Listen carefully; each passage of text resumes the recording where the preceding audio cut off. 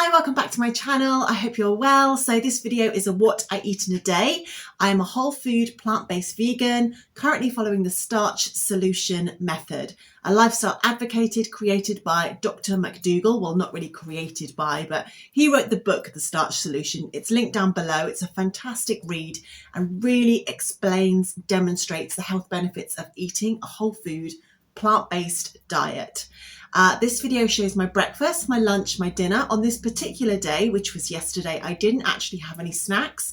I didn't need to. I wasn't hungry. So it's not the case of I didn't want to or I stopped myself. I just wasn't hungry. You'll see from my meals that they are really hearty meals. I had 3 meals. They were really lovely, big and filling.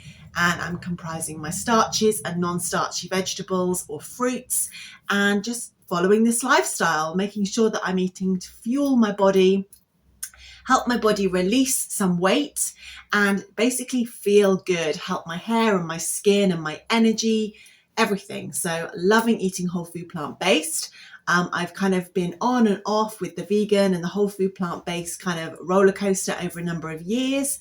And definitely in the past, I have let things slide a little bit and had more vegan junk food. But right now that's all eliminated, pretty much all eliminated. I have had one dessert and I have had one meal out in a restaurant, but I'm going to cover all of that and kind of like how things are going in an update coming really soon, where I'm going to show my kind of like 1 month in results. So if you're interested in more content from me and learning how the lifestyle is going and what's happening, what the results are, please like this video and please subscribe, because then you'll be notified if you hit the notification bell of my upcoming uploads. So yeah, let's get into this. Let's have a look at the breakfast and the lunch and the dinner as a whole food, plant-based vegan. So for my breakfast today, I made chocolate pancakes with strawberries. So for this recipe, I used traditional whole oats, I used plant milk, I used cacao powder, a banana, I used a frozen one because my fresh ones were too green, a Mcdougall date and some strawberries for the top. So I simply put all of these ingredients into my NutriBullet to mix them all together and combine it. Now, I didn't always have a NutriBullet, and you can make these pancakes without a NutriBullet simply by mashing your banana with a fork, chopping up your fruit or whatever you're making it with, and just mixing it with a whisk. It is definitely possible, and you can have a more kind of rough pancake. This is where I realised I wanted to add some flaxseed as well, really great for your omegas. So I added a spoon of flaxseed and put it back into the blender because my flaxseed were whole and not ground. They just didn't have the ground ones in the shop when I went shopping. So onto a medium to high frying pan or skillet, you just want to place this pancake mixture out. And then make sure it's quite warm before you put it in there. And then you just leave them for a few minutes. I think this took about 7-ish minutes, I would say, before they got firm enough that I could flip them over. And a really good trick is if you look for the little air bubbles, the air pockets start showing and appearing, that's normally a good indication that it's pretty much ready to be turned. And you'll soon find out if they're not ready to be turned because they will be still quite wet and they will just make a mess. But that's it. So you just cook them both sides. It's really, really simple. Stack them up and then add on whatever you're having. So today it was strawberries for me. I love the chocolate and strawberry combination. It's really lovely. So I just put some fresh strawberries on the top, and I use a little bit of this Choc Shop by Sweet Freedom. You can get this over in the UK. It's pretty amazing. It's pretty much whole food plant-based. There is a tiny bit of oil, but it's really not too much at all. And that was my breakfast. So tasty, really filling.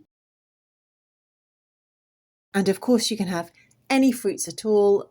Berries go really nicely on pancakes though. So that was my breakfast. Okay, for lunch this day, I had sushi. So I had it with carrot and avocado. This is what I really fancied. I love the carrot for the crunch. I love the avocado for the flavour and the creaminess. So here we go. I've let the sushi rice cool completely. This is, I think, essential. If you make it with warm rice, it just doesn't seem to work as well. So you want to let your rice cool and then start putting it onto your nori sheet. Now, nori is brilliant because it contains iodine, and it's great on the whole food plant-based diet to be getting your iodine this way from a sea vegetable. So having iodine regularly is a really good thing. You can get it in lots of supplements, but also having some in your food is great too. So as you can see, I didn't completely cover the sheet. You cover it about 3/4 of the way, and then you start adding in whatever you're going to have, vegetables, whatever you like. So my carrot, avocado goes in the middle there, and then you just roll it up. Now, sushi used to scare me. I used to think it would be really hard to make, but honestly, it's not difficult. It takes a little bit of practice, but it's really not difficult and it's well worth the effort. It tastes so delicious. My kids absolutely love sushi as well, so they like making it too, so it's fun. So yeah, you just want to do that. And then I'm having 2 rolls on this day. So this is about, how many mils of rice did I use? How many grams? Oh, I need to put that on the screen. I can't remember exactly how many grams I used. I used one of my pint mugs, half-pint mugs. A little tip here, when you are cutting your sushi rolls, is to use a wet knife because the starch really will start to stick to the knife and make the knife quite rough. So if you keep popping it back into a little bowl of water and just wetting the blade, you will keep it nice and sort of slidey and clean, and it will go through the sushi much easier. So I just keep doing this and chopping them into kind of mouth-sized pieces. And I like to use coconut aminos as well as soy sauce for my dipping sauce. It's lower in salt and I just really like the flavour. So of course you don't have to do this. You can have just soy sauce or just liquid aminos, but I like to have a bit of a combination and get the flavours combined. And I also love to add on some sesame seeds, just a little sprinkling. I like that effect as well. So had some sesame seeds in my fridge, added those on the top too. And that was my lunch. And as you can see, it's a really nice big portion. It's going to really, really fill you up. Tastes amazing. You can take it to work or take it out and about with you as well. Okay, so for dinner yesterday, I made a red lentil and vegetable dal served with wild and red rice. So I used tomato paste, a red onion, 2 cloves of garlic, some red pepper. That's a whole red pepper there.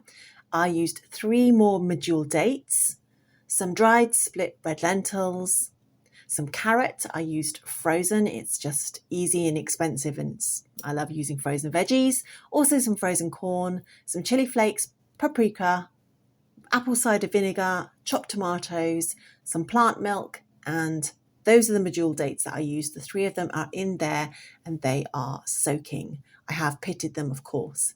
So after they have soaked for maybe an hour or so, I just put them in the NutriBullet with the water to really make sure that they are mixed well and completely available in the curry. And then I minced the garlic up using a garlic press, and then I just put everything into my pressure cooker or instant pot, I think they're called in America. Put all of the ingredients in here. Now, if you don't have one of these, not a problem at all. You can just do this on your stovetop, your hob, and it works just as well. You might just be cooking it a little bit longer. But I just placed everything into the Instant Pot and then I gave it a really good combine. So in goes the apple cider vinegar as well. The recipe will be linked down below so you can have a look yourself at all of the quantities.